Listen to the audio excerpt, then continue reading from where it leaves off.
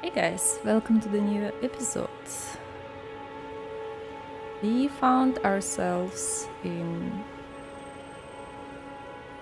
Limgrave, back after such a long time. And I'm making this video after a long pause, and of course I did forget again how to play this game, especially HUDless. I'm sorry in advance for my stupid moves. But I think I would be more consistent from now on. And we will see some actual improvements. Okay. Let me see what we have here. We have here the minor air tree, surrounded by scarabs and these beautiful materials, tarnished golden sunflower, which are definitely linked to the minor air tree. Let's see.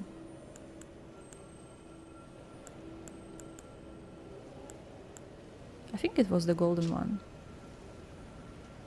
Large flower that blooms facing the earth tree. Material used for crafting items found near minor air trees. Yes, but we could see it for ourselves.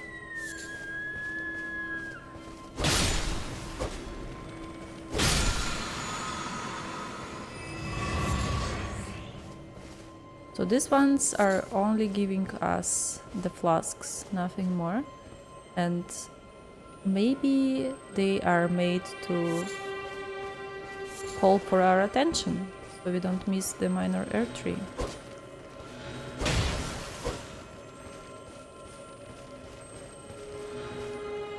What's this? You could make an offering. Okay, let's observe this item.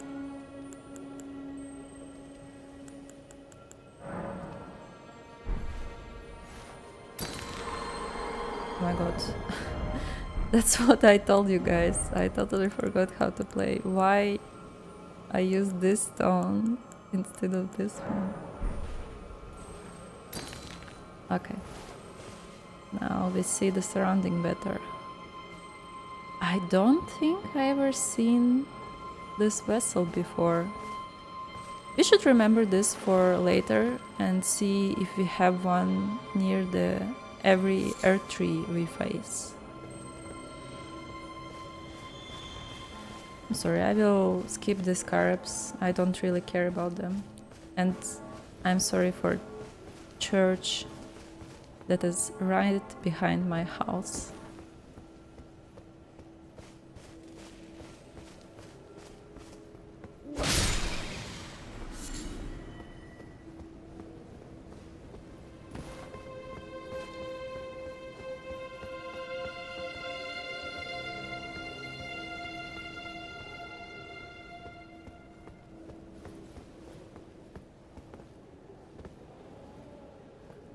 I wanted kinda to learn what we see around,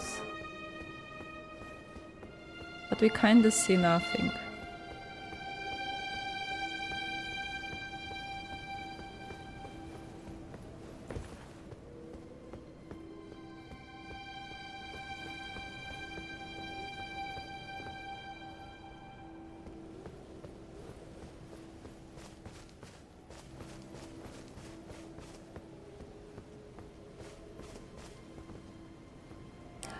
Okay, I start to get some sense of direction because this is the place where we met Blade.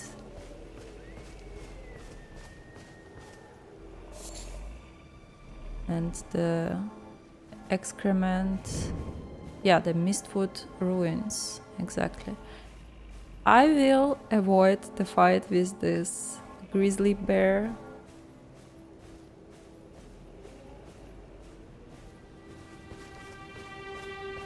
Because I fought them already. So sadly, yes, our walkthrough started from the Siofra River, and it's very unclear for you what was happening before, but I assure you I will backtrack it. And also I'm trying to get some sense of direction. So on the left, we have the teleport building, or the elevator that brings us to the Siofra River.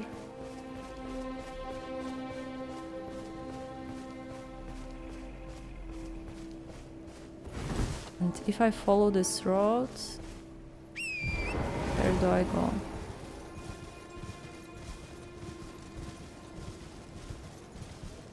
Okay, yes, this is the right path that I was following initially.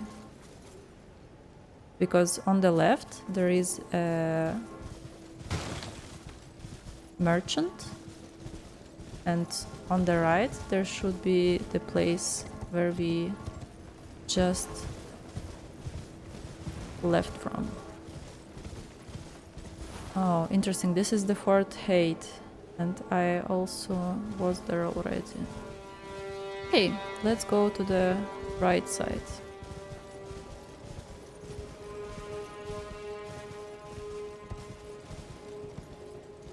Okay. I'm not sure if I activated this grace,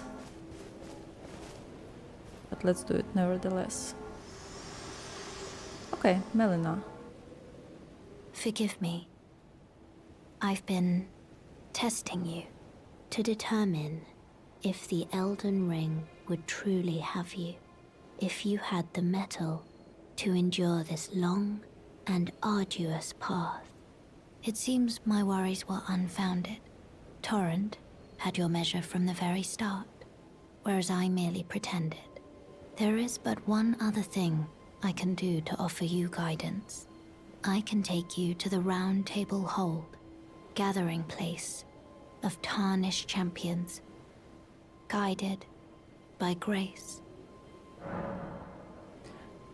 And I think that will make us to dedicate the whole episode to the Roundtable Hall, because this is indeed the very first time I will enter it in this walkthrough.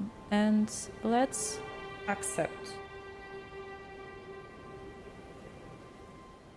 Very well. Let my hand rest upon you for but a moment.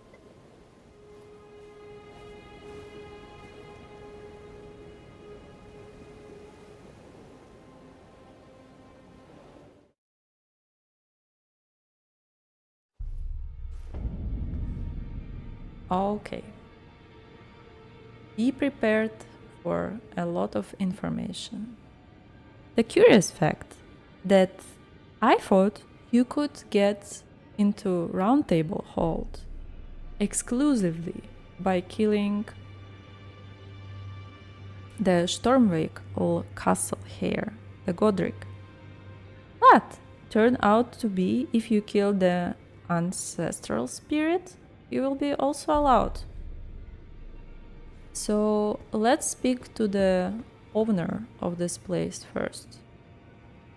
Oh, this is a rare occasion. I can't remember the last time a new tarnished made their way to the Round Table. Very well. As your senior, I bid you welcome. It is safe here. You may let down your guard. This might turn out to be a lie. Allow me a word of advice. As your senior, you are a mere visitor to the Round Table. Nothing more. A house guest. Yet to earn their keep. Remember your place, newcomer. This wasn't very nice comment. Might be because he got used to lose the tarnished that are joining the Round Table Hold for some period of time. Or he might be evil, which I don't spoil you. Is he or isn't? There's nothing left to say. Be at your leisure. There's nothing left to say. Be at your leisure. So what he essentially did, he welcomed us, said we could loosen our arm,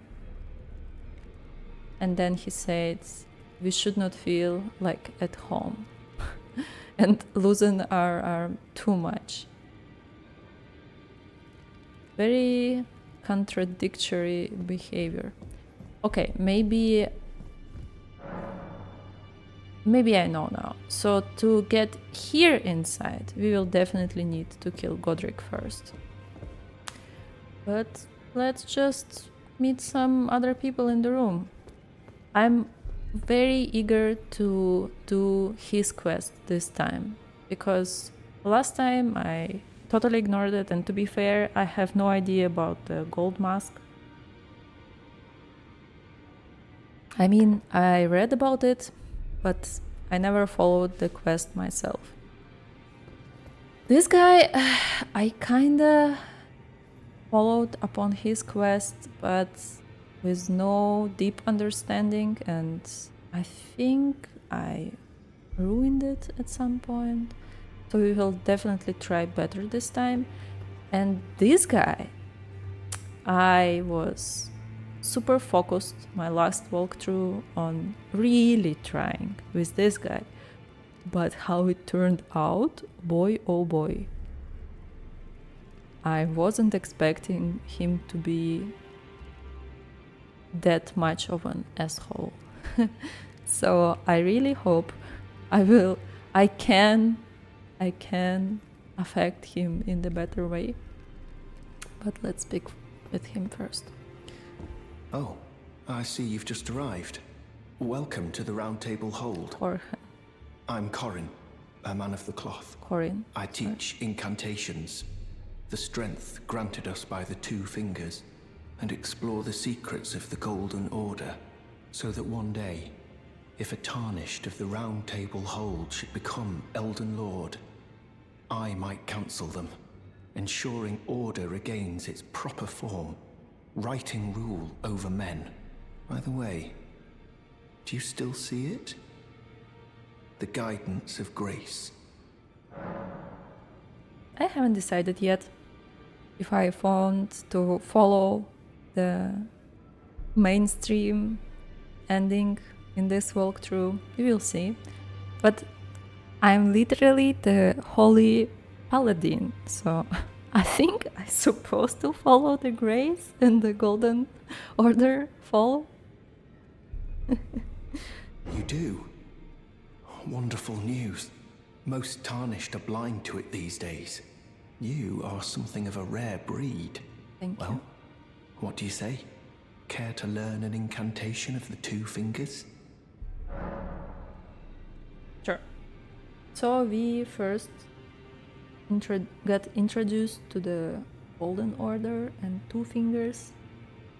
I think I'm better with their concepts because they're like literally everywhere in the game, and even if you're walking the path the first time, like the game, you will get some information for yourself. But I wasn't studying it very deeply, because there is definitely some contradiction about how this world should be ruled. And there is definitely an option. Like there are older gods, there are outer gods, and there are two fingers, which is presented as the safest path, the main religion of the Earthry era. So I would see him as your normal cleric guy from the church around. What do we have here? Argent Hill. Costs 16 AFP, small amount of HP, very low fate. Nice. Incantation of the Two Fingers Faithful. Heal a small amount of HP. This incantation can be cast while in motion. This was very surprising thing in the Elden Ring game. I was not prepared by anything can be cast in motion. So in my first walkthrough, I never cast anything in motion, which is so fun.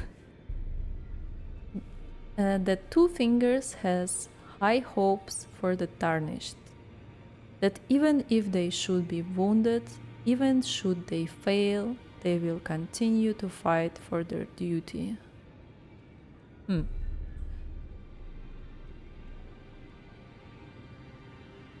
I didn't get it. The Two Fingers has high hopes for the Tarnished.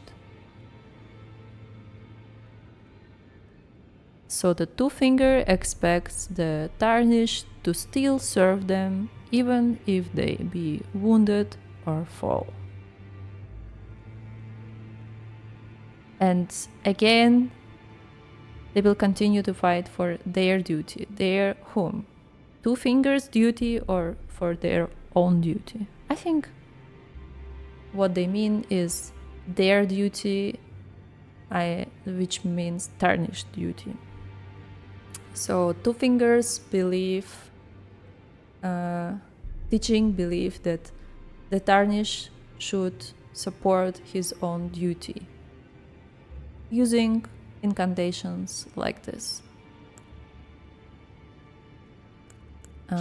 Let's see. Heals HP for self and nearby allies. 12 fate, twice the cost, but you also heal the allies around. Heals HP for the caster and nearby allies. All to continue praying and delay activation. This is interesting. I don't get it. So you have to hold it and delay the activation, but the amount of healing would be same. Strange. Cure poison. Poison. Sorry. Poison.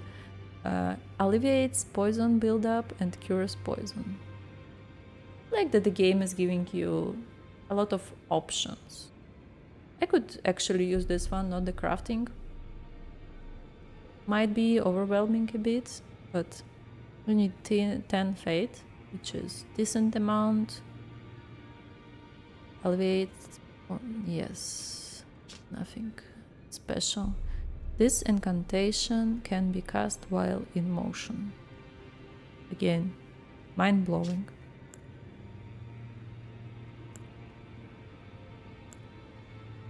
Okay, cure needs only 7 FP, but fortification is 20 FP, increases magic damage negation. Magic fortification. Can be cast in motion. Oh my god.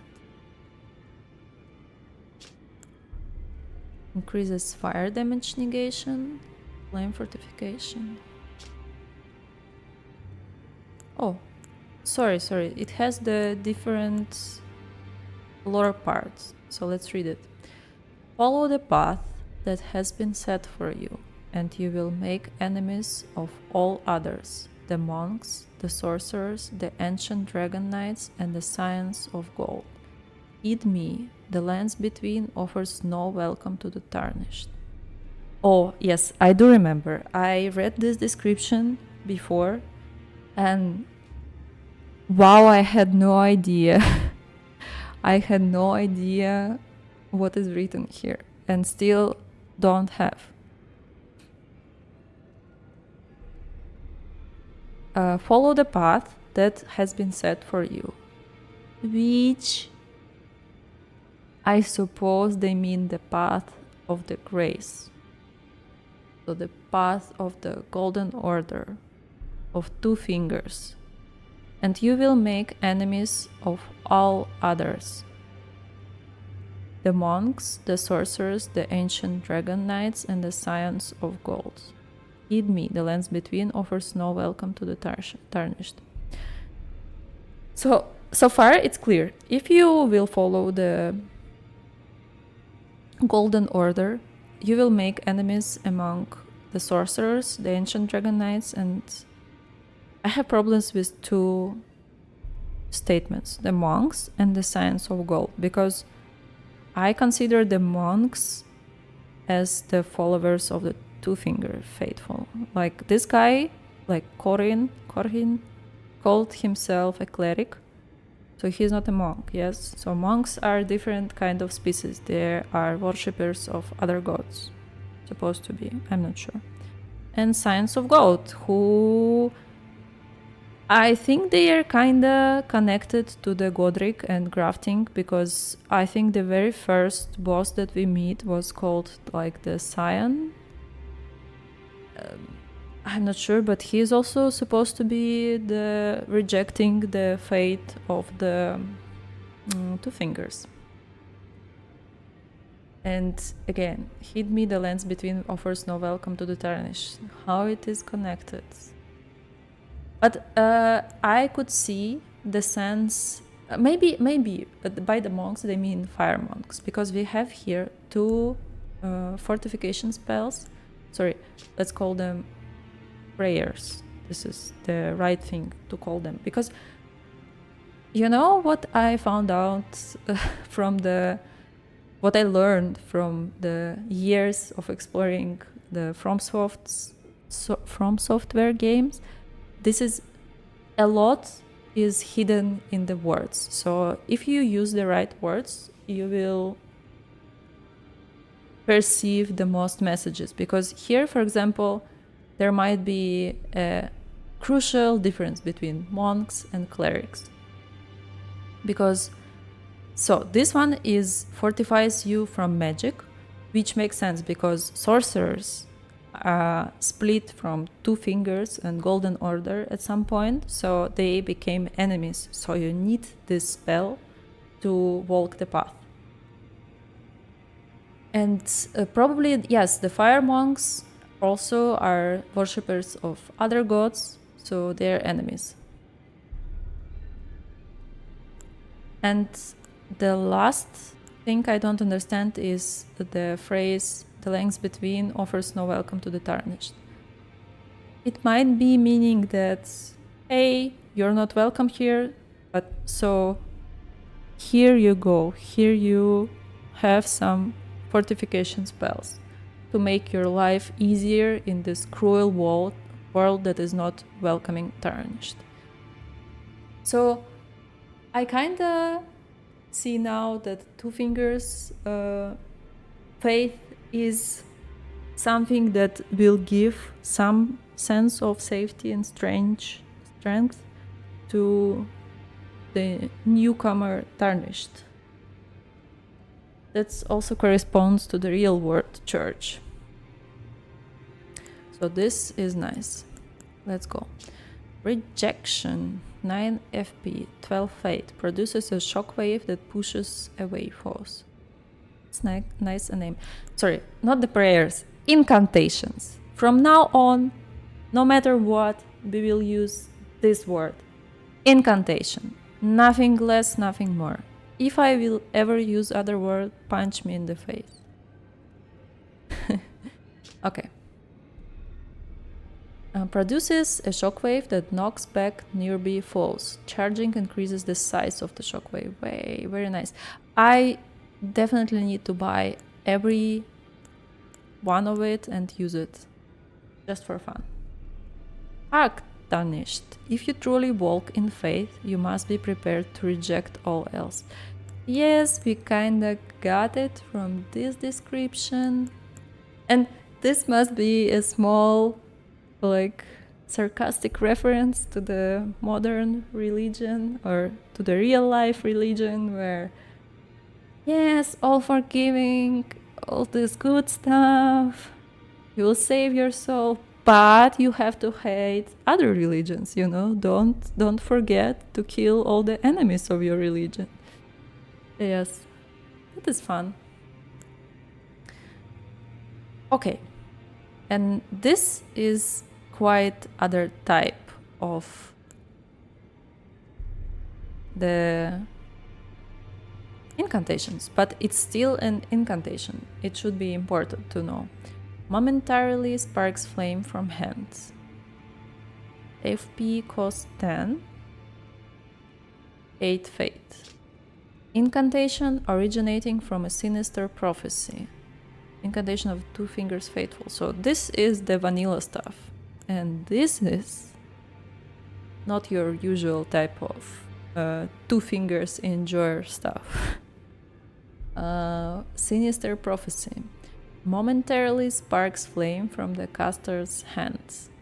This incantation can be cast without delay after performing another action. Oh my god. I could imagine how effective it is. The Flame of Ruin is anathema to the Air Tree. Flame of Ruin. Flame of Ruin. But prophets sometimes glimpse it within the faith all the same. Sadly, when this occurs, their sole reward is banishment. Yes, I was also focusing on this.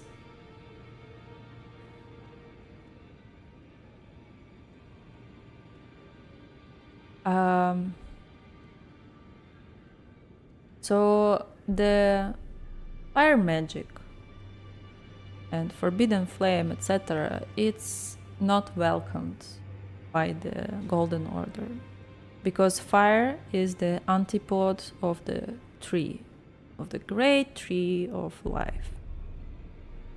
But prophets sometimes glimpse it within the faith. So, of course, there are always prophecies of the world being destroyed.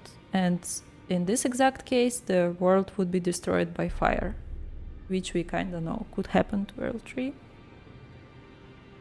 Sadly, when this occurs, their sole reward is banishment. So from this piece of information, we find out that there are some prophecies and some people, even from the Golden Order, that foreseen this end, but they got banished for their heresy, yes, from their worldview, which is sad, exactly like it's written here, because they could have helped to prevent this being happening.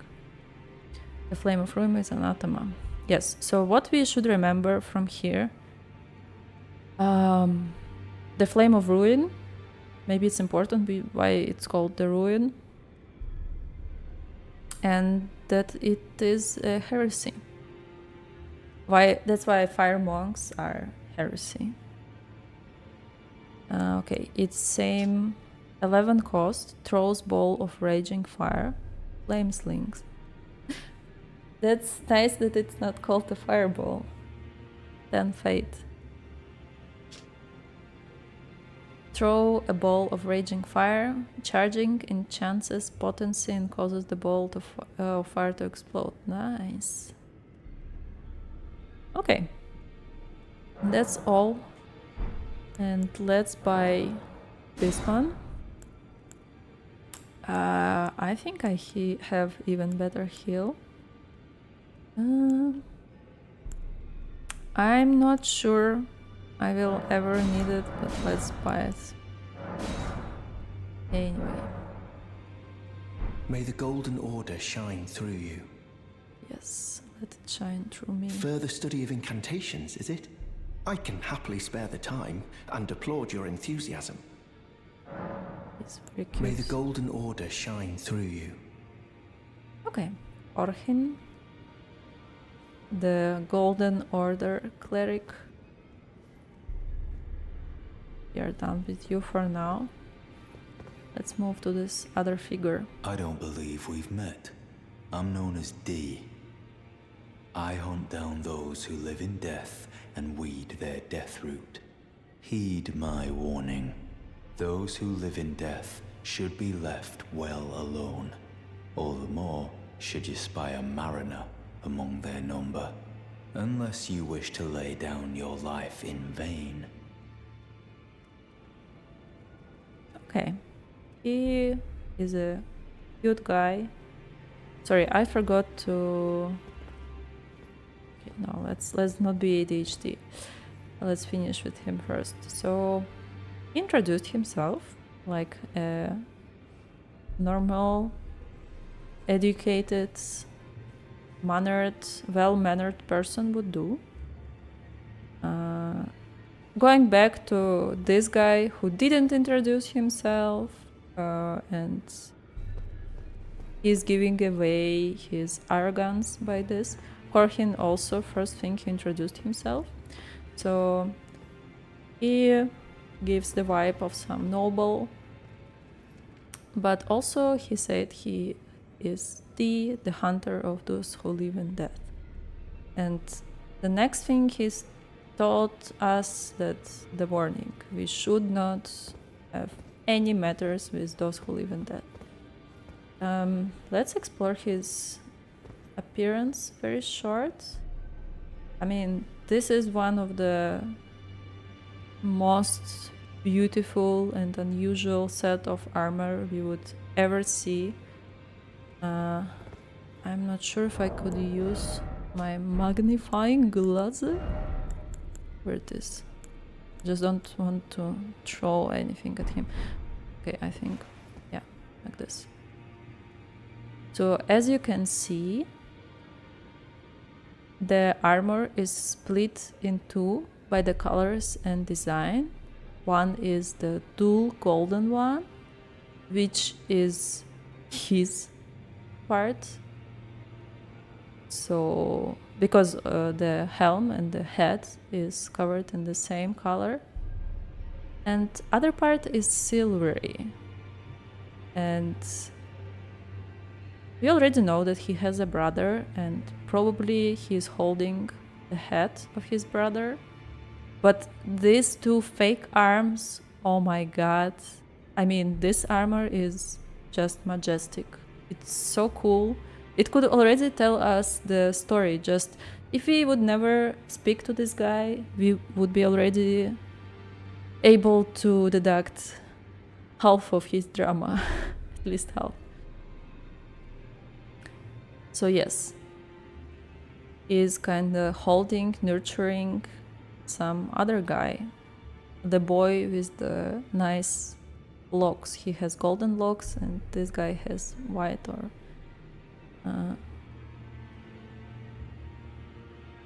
moon color locks, silver locks. And oh my god, he also has the small feet, all silver feet on the side. Okay, let's look from the other side. Oh no. Oh no. Yes. Wow, you could... Okay, this is something new that I never seen before. He wears the blindfolds and he's covering his eyes. Oh my god. I thought his face, like his brother's face or the person he's holding face, is directed towards him, but it's actually the opposite direction. And other than that, he has a red cloak with some kind of crest that reminds me of the Baldachin blessing crest, which is totally unexpected. We should learn this more further. But yes, what else could we see? Yes, this armor is just out of this world. Those who live in death should be left well alone. All the more should you spy a mariner among their number. Okay, seems like he will not Those who speak live to in us. death should be left well alone. All the more should you spy a mariner among their number. This guy is just amazing. And about the mariner, I think he is referring to the mariners of death that you could see in some zones. They will summon death, and you have to go through this hilarious fight with the mariner. Yes, for now he will speak no further till I guess we will show him some death route. So we actually messed with those who lived in death. Okay, let's review the Corhin looks a little bit, because this is the way how From Software is telling their story most of the times. He seems like wearing some poor man clothes, so it's technically not a clothes, just a bag, for a potato bag with the interesting part is this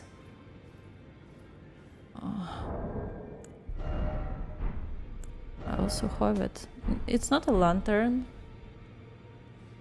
It's the bell. Yeah, sorry, it's the bell. Interesting item. I'm not sure if calling the spirits for your help. First time we get our bell from Rani. Let's see what is written on this bell. Because it might be important. Why Korhin also has a bell that allowed even.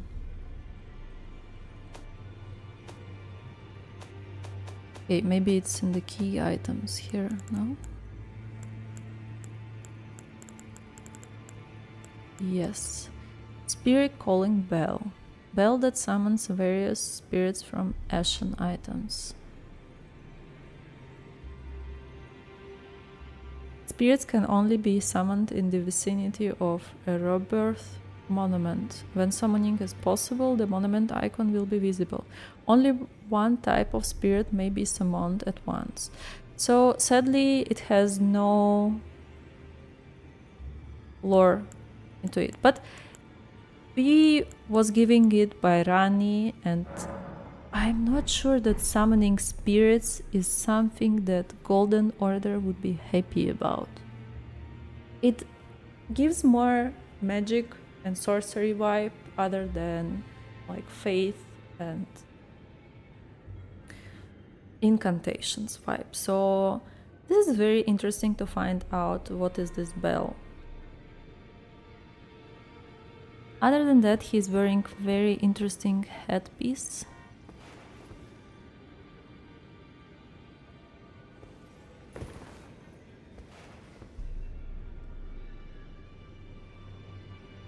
I cannot deduct anything from it. I cannot tell what I'm seeing. This is the device that is specifically made for this purpose. So you could see the literal metallic locker in the very middle where this thing is supposed to be opened. And it seems to be closed, but not with the lock, but with this strange accessory. I cannot even find words for it. And also the blindfold. Of course. Okay, yes. And another interesting fact that he is not willingly here. He is locked here, or he locked himself. Okay. This is something that I never realized he had. I know that the blacksmith is chained, but not this guy. Okay, let's speak to him. Hello. You must be new here. Well, just call me Dialos. The honor of one's house holds little import in these lands. By the way, have you met a young woman named Lanya on your travels? She's my servant, but fickle as the wind. Take your eyes off her for but a moment and she's good as gone. If you find her, please be sure to tell me. Okay, the Dialos guy, he, like, guys, I will give you some hint. If you want to know if the person is the good character or bad character, just listen if he introduced himself properly or not. If he introduced himself properly, he is 100% positive character. He might not end up well as all NPCs in this game, but he is the good guy. If he didn't introduce himself like this guy, or didn't introduce himself fully, like this guy.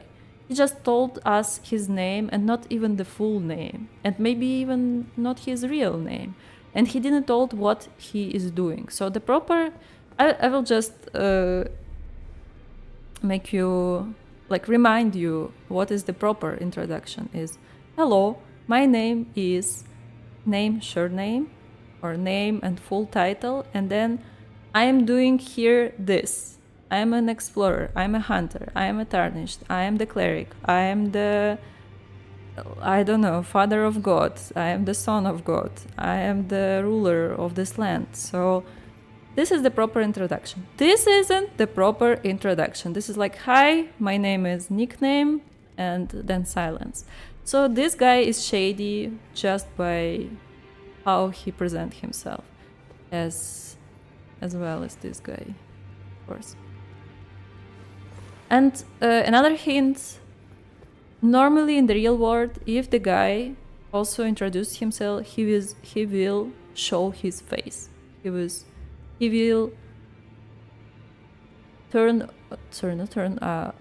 will open his face to the speaker, no matter if he wears a mask or a helmet. Okay, this guy is barefaced, it's fine, but this guy, no. Shady people. And he goes, he even mentions that manners doesn't mean anything in this land. It doesn't matter, yes? Although he was definitely flexing to us, and by the look of this, like, enormous, beautiful armor, you could say he is a royalty, yes? But he didn't introduce himself properly, so there might be two options. First, he is ashamed of his legacy, but if he would not wear his probably family armor. Or he just is ashamed of you and he just don't want to speak to you. Only thing he told us is like, hey, would you mind help us? Like, if you would see my servant, please tell us. Lanya, by the way. Be sure to tell me if you meet a young woman named Lanya. She's a servant to my house. She's been my companion since childhood.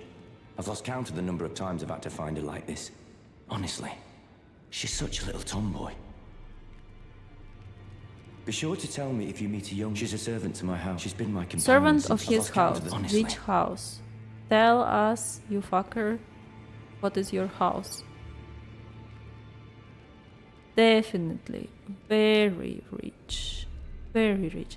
His armor is shiny and he takes care of the armor, and it has this beautiful deep red rubies and feathers around, so, and it's silver.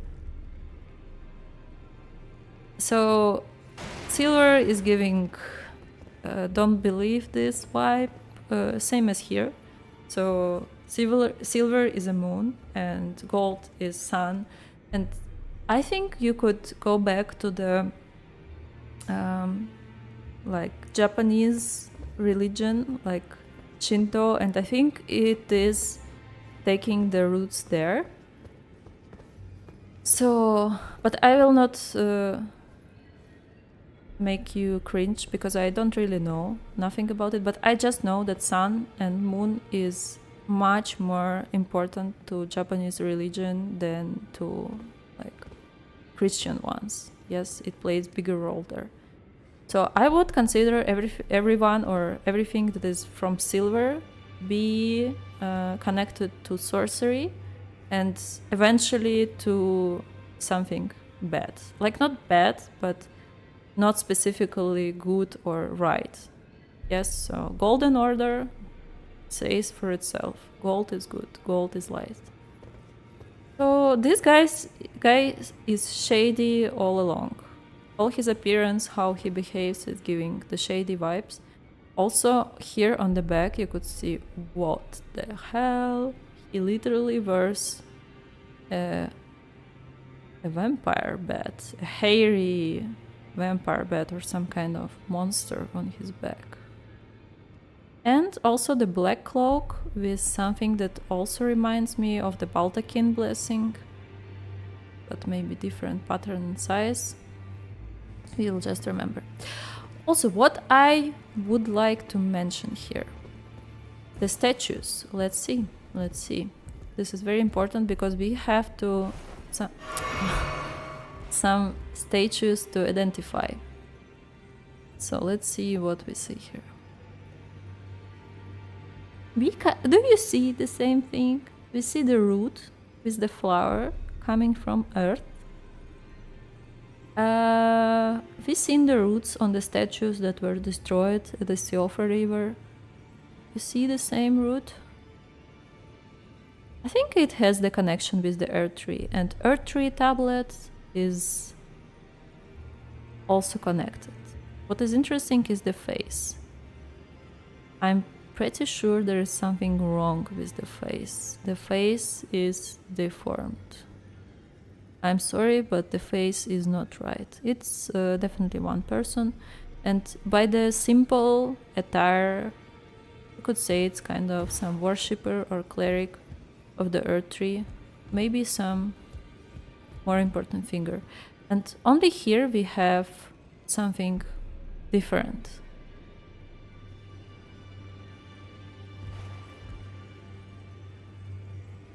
This one holds a spear that is covered in the rootings.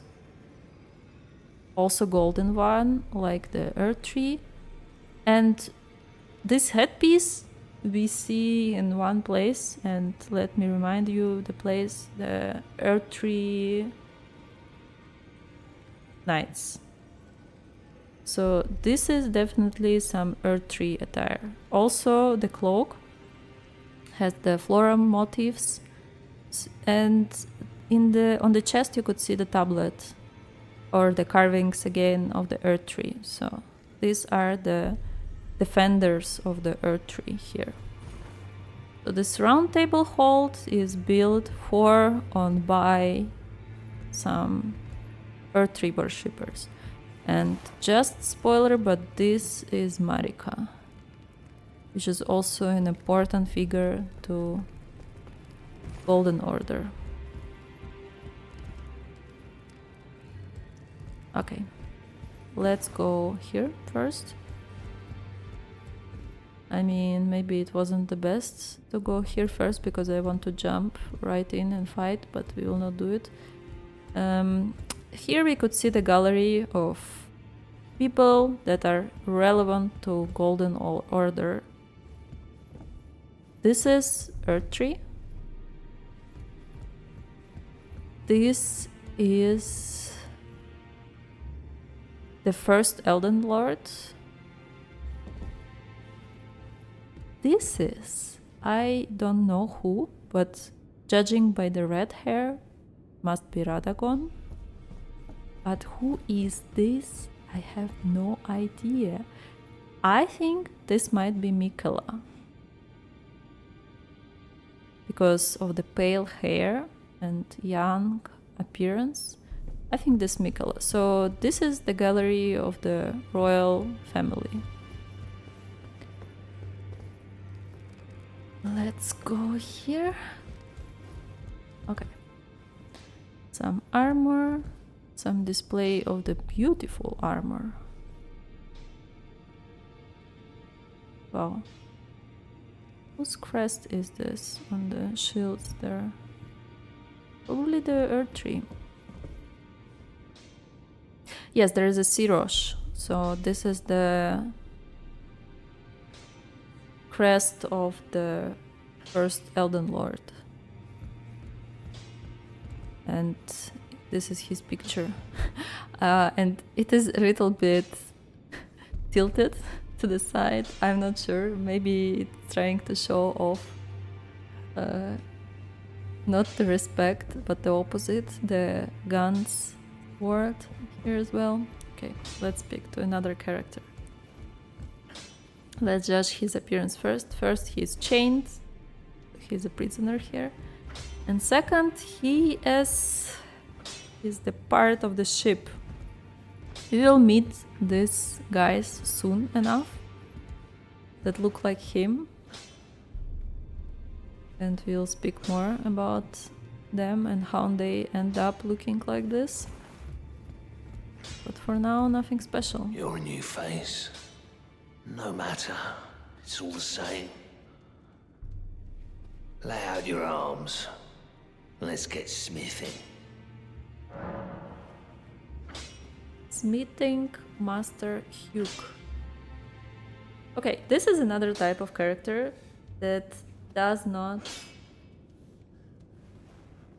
announce his name. Okay, maybe my theory has some holes in it, yes, because this isn't a bad guy, but it is not a good guy as well. He is some different creature. I think the NPCs that are treated as functional parts of the game are always a little bit different in FromSoft games, so they're not like some bigger personalities, but he definitely has a quest of his own and the story.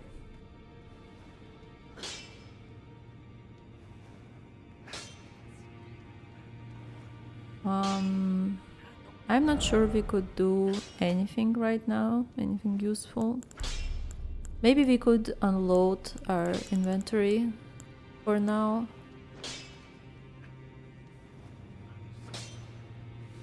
And what? Ah, yes, my sword is plus whatever it is, and we cannot really improve it.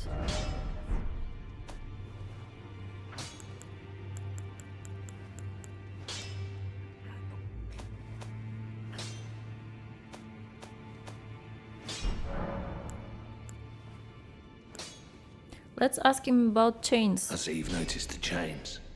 Nothing special. I'm a prisoner and these are my chains. I'm trapped by the hold. I'm dying, smithing for you fools. That's all there is to it. Still no introduction. No, don't read too much into it. I've no grudge against you. My being a prisoner is no fault of yours. Besides, I don't mind smithing. Despite my differences, the weapons get stronger all the same. Given time, technique never fails. Besides, it helps me forget the sheer terror of her. Okay, yes. He is a prisoner, but he's so old and so grumpy that he don't care about it anymore. And he's saying that it helps him forget about the terror of her. I think he's referring to Marika, but I'm not sure.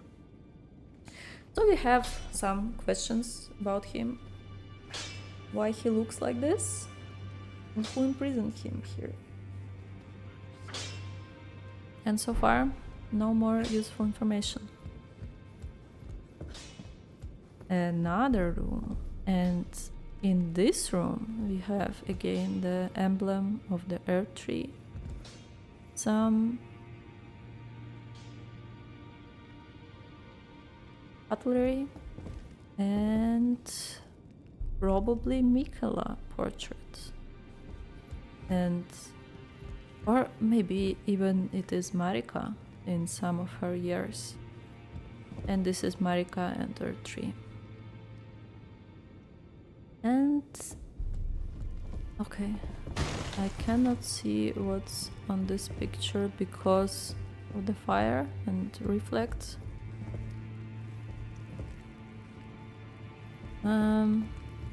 Might this be some copy or an actual palace or place where the royal family ever lived? Just a guess for now, because this seems like this is the armory and the room with all the armors. This is the room, the Roundtable room, where some gatherings might have taken place. This is the room where the throne must be located, and you would welcome some delegations and guests. And this is like the bedroom or the child's room. And this is interesting character. My dear Fia, I cannot tell much from her looks.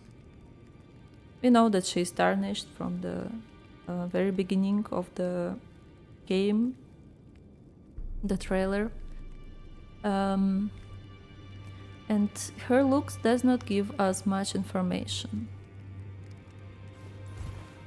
So yes, let's pick her. Greetings, great champion called by grace. I am Fia. Circumstances have compelled my stay at the Roundtable hold. Great champion, would you allow me to hold you? But briefly, perhaps you might share with me some of your lively vigor and your stout-heartedness. Doing so will grant me the warmth of a champion, and you, I am sure, will bear a Baldakin's blessing. Do you think it vulgar, perhaps? Where I come from, it is a sacred act.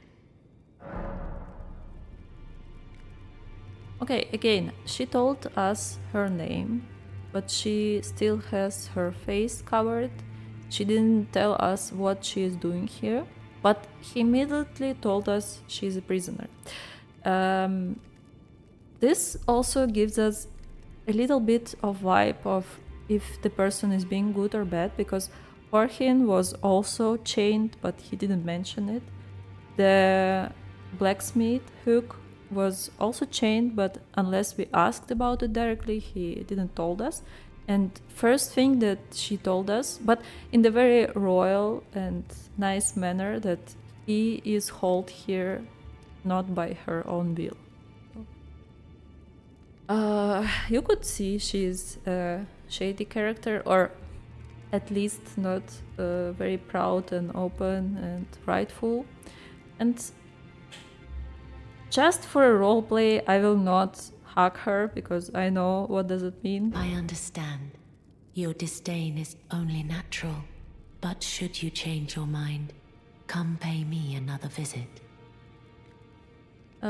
Interesting thing that she mentioned that in the place where she come from, the blessing of the Baldakin is a sacred act, and it is already giving us some idea that she's not from here and that she might be worshipping some other god, because in the Golden Order this thing would be not good.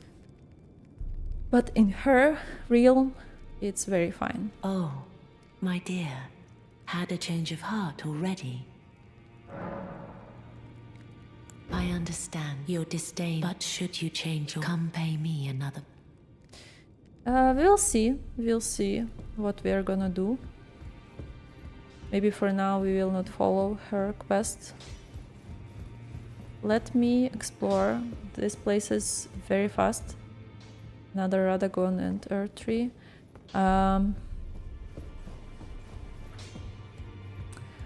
This episode would be a little bit longer because I want to finish the Roundtable hold for today.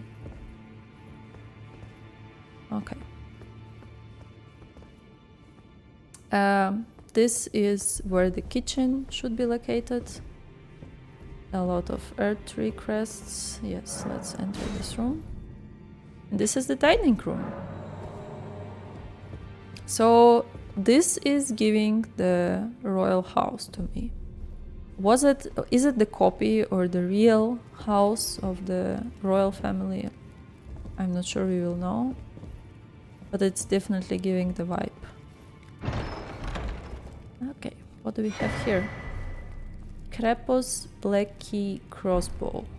Black Key Bolt. Oh my god.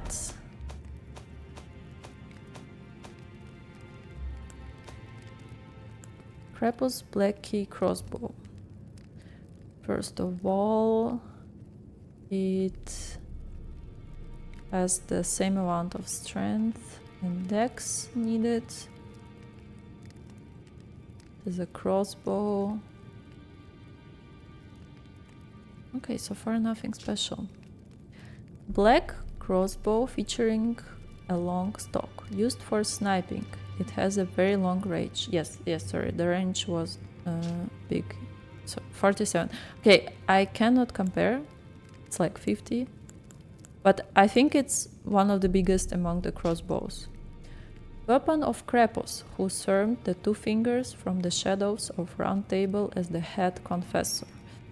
Yes, we will definitely put it into the sum up that there were some group of assassins of the two fingers, which is considering the religious and righteous nature of the Golden Order. The skill kick, push an enemy back with a high kick, effective against enemies who are guarding and can break a foe's stance. Sometimes a simple tool is most effective. I totally believe this description.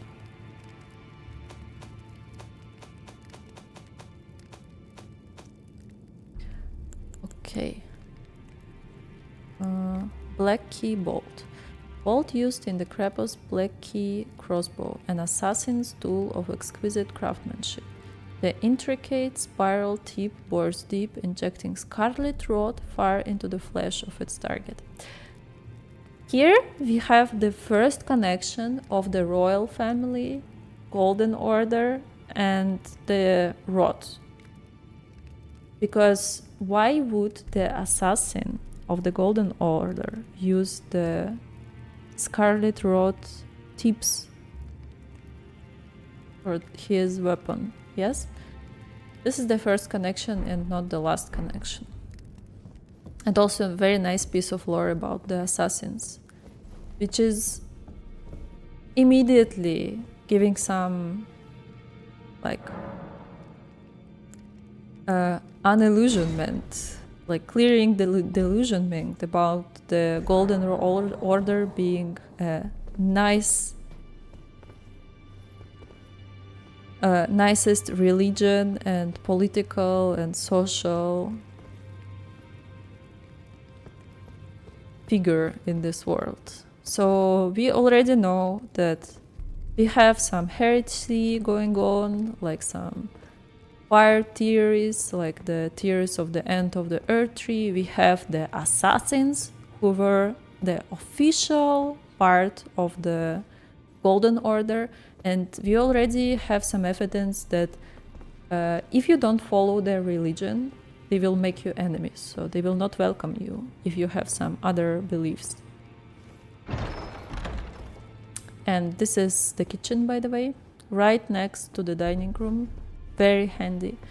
Only one thing that it is not giving me the royal house vibe, or at least the great family, like the Golden Order family vibe. It's too small. It should be a castle. Assassin's Prayer Book. So Korhen's prayer book, probably.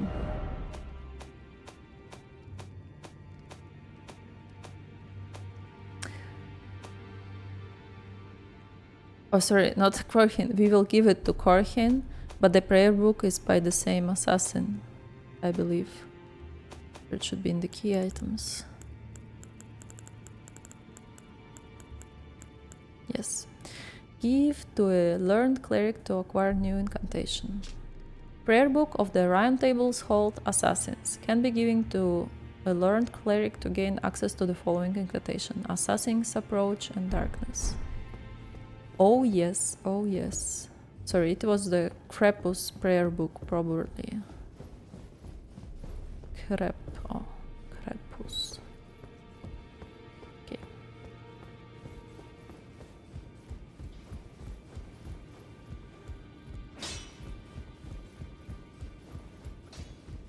Let's give it to him. Further study of incantation. I can happily spare the time, and Give a prayer book. that is a work of heresy. Its incantations bear no lineage from the Erd Tree. Very well. I'll take it off your hands. But, dude, it's official Golden Order or Two Fingers assassins. What do you mean? What do you mean they're heresy? Rejection. No, sorry, this one. Darkness. Create area of darkness that conceals casters. 24 AFP, 18 Fate. Incantation of the Two-Fingered Servants who once served as the assassin of the Roundtable Hold. Two-Fingered Servants? What do you mean, Corfin? Creates a well of darkness that conceals the caster. This incantation can be cast while in motion or crouching. Crouching, even like this? The assassins were themselves once tarnished who had strayed from guidance, and they pursued their duty in the darkness that is without grace. Okay. Then I was mistaken, because I thought there are official assassins. Maybe they were, but this exact one lost the grace guidance or strayed themselves from the guidance, and they pursued their duty in the darkness. Assassins were themselves one tarnished but straight from guidance. Interesting. And another one, Assassin's Approach. 15 AFP, silences footsteps, reduces fall damage and sound. And Fate. Once served as the assassins of the Roundtable Hold. Completely silences the footsteps of the caster. Additionally reduces fall damage and the sounds produced by falling. This incantation can be cast while in motion or crouching. The assassins were charged with eliminating tarnished who had strayed from guidance. Okay, so these two just different cases. There were assassins that were officially hired by Roundtable Hold among the Two-Fingered Servants, and they were charging with eliminating tarnished who had strayed from guidance. So these guys. May the Golden Order. Did he Further react study of incantation. I can happily spare the time. May the Golden Order. No. Okay, this part looks like a library. This guy wouldn't speak to us.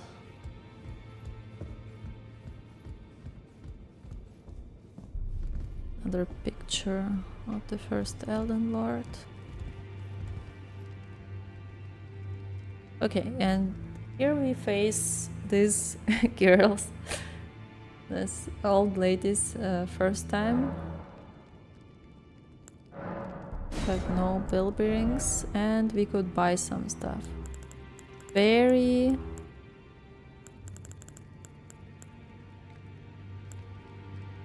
okay, this we read already.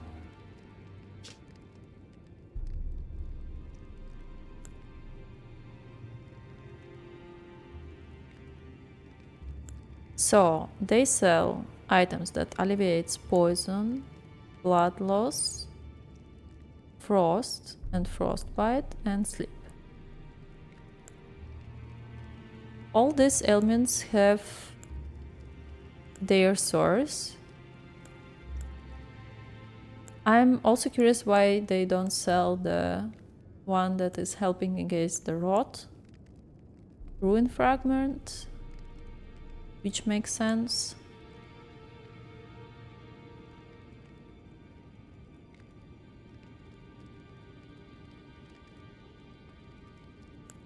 Okay, you know what? I start to lose my focus a little bit, so I suggest to finish here and start the next episode with reviewing what they have to sell and their descriptions. Wouldn't take long. And we'll proceed on exploring the area, the Limgrave. So thank you very much and see you in the next episode. Yes. Hey guys. Yes, today's episode was heavy. Lore heavy. I created another entity in our beautiful mirror board, which depicts the Roundtable Hold. I'm not sure this would be the best structural idea for the future, but we'll see. Let's jump right into the first entity, which is called Roundtable Holds, and I marked this one as a place. with the blue color. Same with the Grace places and Eternal City. And the first question that I got about it is very easy. Who created the Roundtable Hold? The second one is kinda connected. Is this a real place? Because if it's a real place, the question who created it would have an easier answer.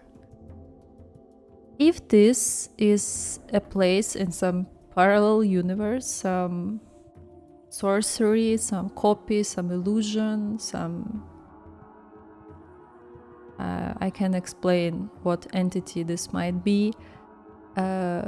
If it's not real place, it might be much more complicated.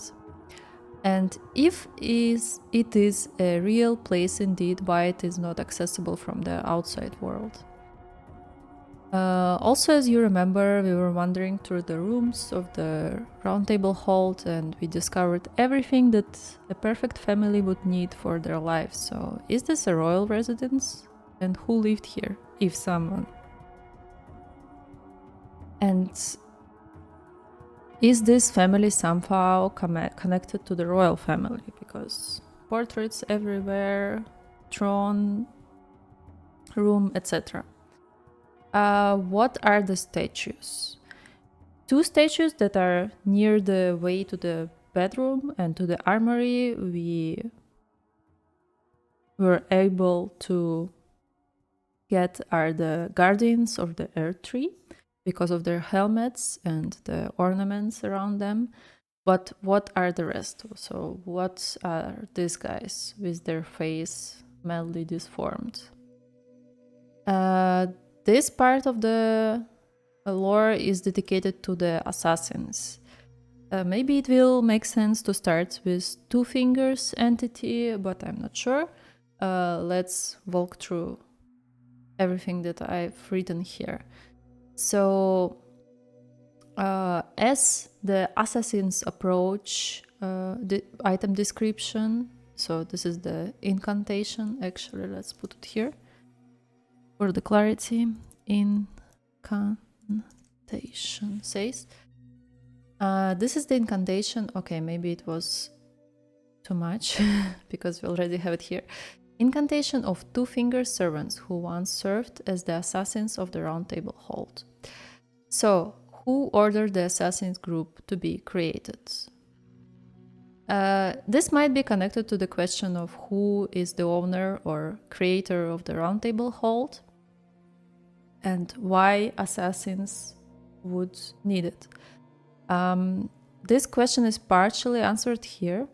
The assassins were once tarnished who had strayed from the guidance and they pursued their duty in the darkness. And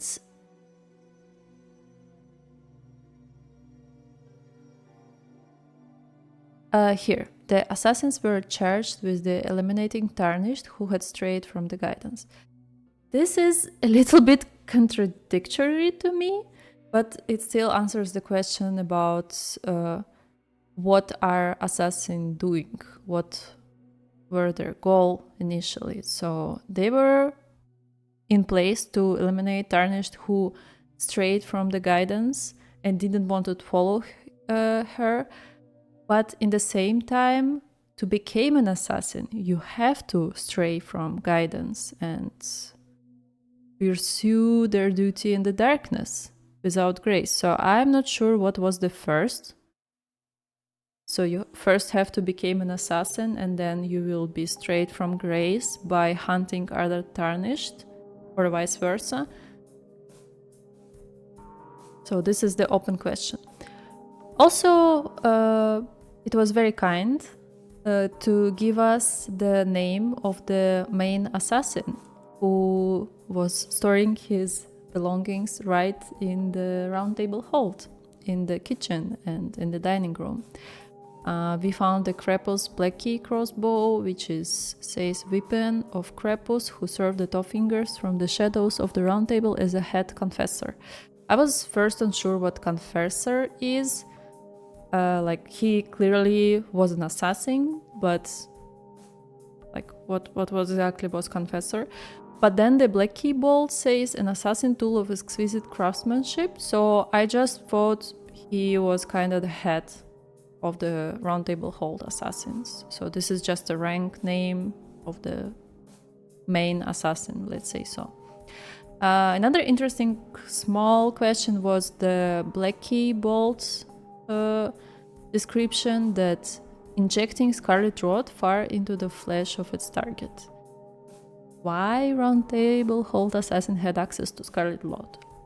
I kinda have an idea, but I will keep it unanswered till the moment we'll find the actual evidence. Then we have the Two Fingers entity. It's definitely connected for many reasons. The main thing is that Roundtable Hold is definitely founded someone who believed in Two Fingers, so who buried the faith. And also, as we all know, the Two Fingers oracle, or like there is this not a statue but actual two fingers in the main room of the hall. So I will keep them here till the moment we'll find a better place for this entity. The basic explanation is that Two Fingers grants strength to those tarnished who believe in it in form of incantation so far, but maybe in other forms as well. Interesting point about the faith of Two Fingers is that following the path that has been set for you and you will make enemies of all others. So there is kind of unacceptance of other faiths, which are the monks, the fire monks, the sorcerers, the ancient dragon knights, and the science of gold. Also to confirm it, the rejection incantation says, if you truly walk in faith, you must be prepared to reject all else. So the Two Fingers faith does not tolerate any other gods or beliefs. And even sends the assassins after them, which is kind of scary. Let's move to the characters. After we entered the room, we met Gideon. He didn't introduce himself, but he only mentioned his seniority a couple of times, all of the newcomers. And if you look at his armor in detail, it features a lot of opened eyes, and even his staff depicts a hand grasping an eyeball. What does it mean? What does it represent? We actually could Google it right now. Eyes in mythology. It might help us. Many eyes creatures. One eye, symbolic of the eye in mythology and history. Let's see. Oh. It is too big of an article for me to read, I guess. Maybe there is some creation terms, cost.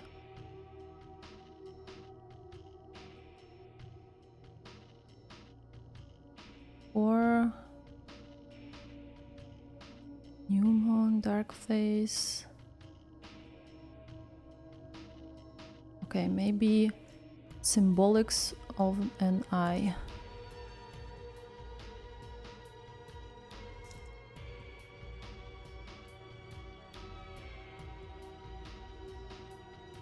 What does the eye symbolize? Can you see throughout history there has been a strong tradition regarding the eye that has transcended across time, continents, and various cultures, of it representing ideas that are innately good. Universal creative force, protection, spiritual insight.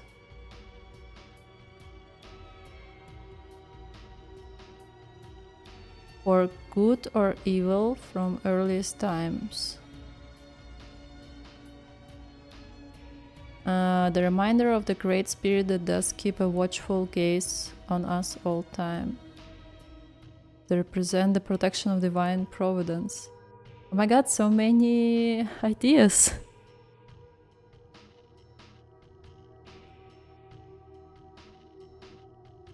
The gateway into the soul, the omniscience of God, represents health, protection, good fortune. It represents everything. Often associated with divinity or higher consciousness. The all-seeing eye represent omniscience, wisdom, and spiritual insight. Okay, this might be something connected to his name, because he was called in the very beginning of the gate the Gideon of Nir, the all-knowing. So he is all-knowing, all-seeing guy. So he wants to gather everything, every piece of information on... Sorry, I was just thinking on Earth, or at least in this world, and every piece of wisdom. And he wants to see it all. So let's stick to this explanation for now. But maybe we will get more insight from the description of his stuff, for example, or from his description of his armor. So I will not answer it right now, but we got a good idea. So the next guy was the brother Corin. Sorry, I was calling him Corhin in the walkthrough, but you know, he actually explained himself that he's Corin. But the first what was not clear when he was introducing himself was the man of the cloth. Is it a title? Is it a rank? So what does it mean? And about him I have mostly the questions. So he is the cleric of the two fingers. And he bears two types of incantations. The two-finger classical vanilla incantations and two fire incantations. From his look, I have two questions. Why does he wear a cartwheel on his neck? I was watching it a little bit more closely, and I thought it might be a symbol of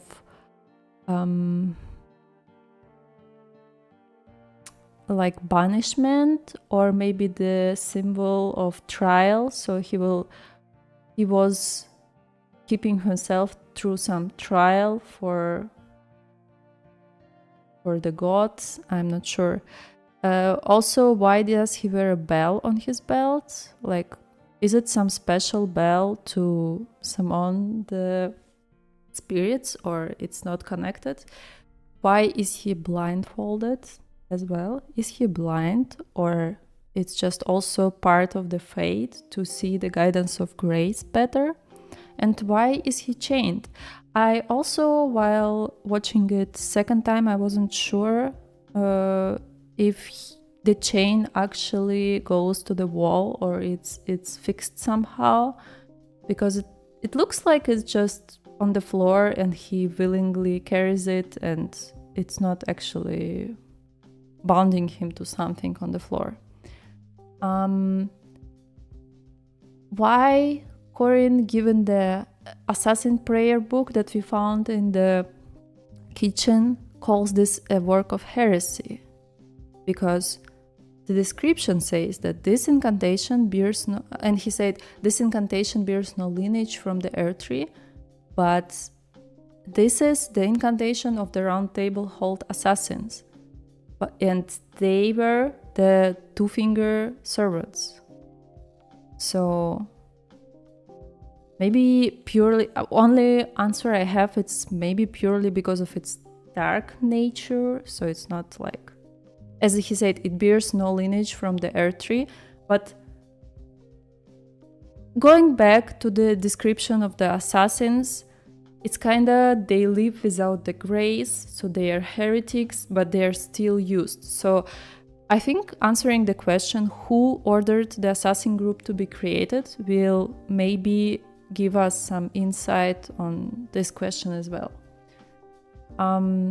So the next NPC we met was the D, the Hunter of the Dead, and very nice person, very straightforward. He just hunt down those who live in death, you know. And I have very few questions, like what does his armor represent? Who is the silver blindfolded person he's holding in his arms? I mean, we know it's his brother, but we want to know for sure. And why is he covering his eyes? So what we've seen in the walkthrough, that he's actually covering the eyes that are already blindfolded. And this might mean something. And about the crest. So, okay, sorry, let me exit this team. This is his crest. I compared it to the Baldachin blessing, and of course it's not the same. It just have the same shape, but different by all matter. Maybe we will not see it. Maybe this is the crest of his house and we'll never see it in the game, but nevertheless, I will put the question here. Okay, next one was the Dialos. He wasn't properly introducing himself, saying only he's part of some royal family. And the only question I have, like, what house does he represent? And what crest does he wear on his cloak? Probably also will not see the crest anywhere beside his brother cloak. But I will put the question here and we will try to find his servant and childhood friend Lanya. The next one was the smithing master Hugh. He mentioned he is a prisoner of the hold and he is undead. Like, he's not those who live in death, so not a proper undead, but he mentioned he can die. So why? And who imprisoned him? He mentioned someone, like some terror of her. Who is she? Probably it is the same person who imprisoned him and maybe created Roundtable Hold. The next person we found in the bedroom is Fia. She mentioned she is a prisoner here as well, and that she come from some other land where granting a Baldachin blessing is not vulgar and it is a sacred act. So where she comes from. And the Baldachin blessing is saying protection of hidden temple in the guise of a bedchamber. So what is the hidden temple? Who is worshipping? Whom is this temple dedicated to? Which god? And what does deathbed companion mean? So her profession. What does it mean? Yes, I also created the Earth Tree entity because we have a lot of stuff being mentioned, but I still am not sure how it is connected to each other. Because, for example, like Roundtable Hall, Two Fingers, Guidance of Grace, Golden Order are definitely connected to each other, but I'm still unsure how. To the Earth Tree, I added the piece of information about the evil prophecy of the Flame of Ruin, that some prophets was saying that the flame would be destroying the Earth Tree, but they would be rewarded with banishment for these prophecies. Who are these banned prophets? Also, judging that Corin has some flame or fire incantation in his possession, and he also wears this cogwheel on his neck. Maybe he is one who was banished for this prophecy. But he definitely means good. So maybe I will let it, maybe Jorhin.